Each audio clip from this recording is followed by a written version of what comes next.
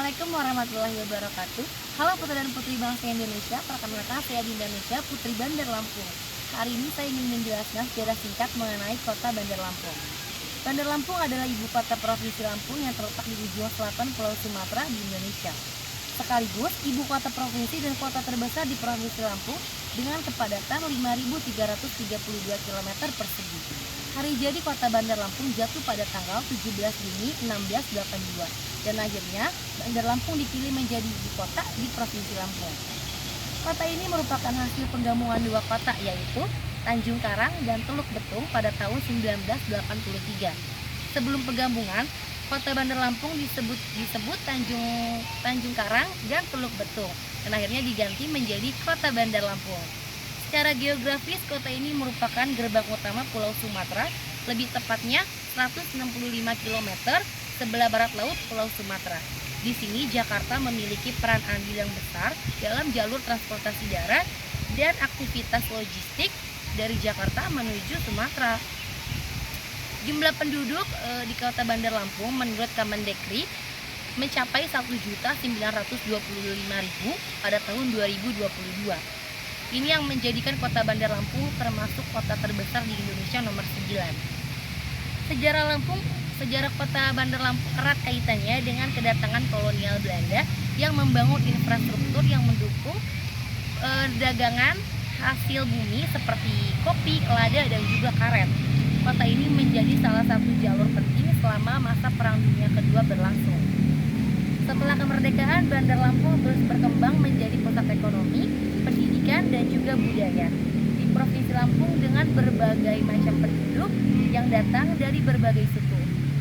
Sekian sejarah singkat mengenai kota Bandar Lampung. Saya harap putra dan putri bangsa Indonesia bisa mengenang dan mengingat selalu sejarah kota Bandar Lampung. Terima kasih. Halo teman-teman, saya Omar Raspi Sabiansiaan dan saya adalah putra dari Pangkal Pinang. Pada kesempatan hari ini, saya akan menjelaskan tentang jejak sejarah dari kota Pangkal Pinang. Pangkal Pinang adalah ibu kota Provinsi Kepulauan Bangka Belitung. Sebuah kota kaya akan sejarah dan budaya, dengan peran penting dalam perjalanan bangsa Indonesia. Pangkal Pinang awalnya berada di bawah pengaruh Kesultanan Palembang pada masa prakolonial, namun pada awal abad ke-19, Pulau Bangka termasuk Pangkal Pinang dikuasai oleh Belanda karena kekayaan alamnya terutama timah.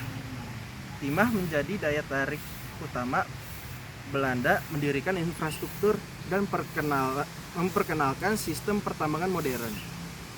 Pada masa ini, Pangkal Pinang berkembang pesat sebagai pusat perdagangan dan administrasi.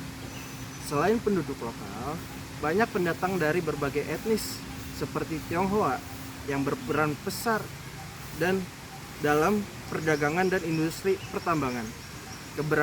Keberagaman ini memperkaya budaya dan ekonomi Pangkal Pinang. Setelah kemerdekaan Indonesia, Pangkal Pinang terus berkembang pada tahun 2000. Kota ini ditetapkan sebagai ibu kota provinsi Kepulauan Bangka Belitung yang baru terbentuk. Inilah Pangkal Pinang, kota yang penuh sejarah, kebanggaan, dan harapan untuk masa depan yang lebih cerah. Sekian sejarah singkat kota Pangkal Pinang. Saya berharap putra-putri bangsa Indonesia bisa merawat dan melestarikan budaya Pangkal Pinang. Makasih. Salam ale-ale, beta Pungsa Kenzo Parmanto, beta Ana Buah Ambon. Pada kesempatan hari ini, izinkan saya membawa teman-teman menjelaskan sejenak jejak sejarah dari kota Ambon. Seperti yang kita ketahui, Ambon adalah kota yang memainkan peran penting dalam sejarah Indonesia. Berabad-abad yang lalu, Ambon adalah pusat perdagangan rempah-rempah dan pusat perdagangan pala dan cengkeh.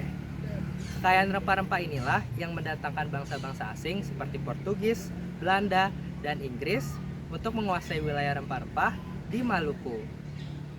Pada awal abad 16, Portugis menjadi bangsa Eropa pertama yang tiba di Ambon dan mendirikan benteng untuk mempertahankan kekuasaannya. Namun tak lama kemudian, Belanda dengan kongsi dagangnya yaitu VOC berhasil mengambil alih dan mengubah kota Ambon menjadi pusat perdagangan rempah-rempah yang strategis. Sejak saat itulah Ambon menjadi pusat kekuasaan kolonial yang tidak hanya membawa kemajuan, tetapi juga membawa konflik dan pergelakan. Di masa modern ini, Ambon telah melalui banyak sekali perubahan. Selain itu, Ambon juga melewati masa-masa sulit.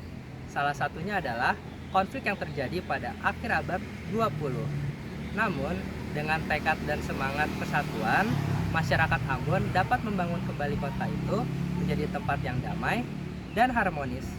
Oleh karena itu, marilah kita merawat dan mengenang jejak sejarah kota ini sebagai identitas kita bersama. Dan selain itu, semoga masyarakat dan generasi-generasi yang mendatang dapat menerapkan dan melestarikan nilai-nilai yang terkandung dalam jejak kota Ambon. Bina Atabua Ambon, torang bersama. Terima kasih, sampai jumpa lagi.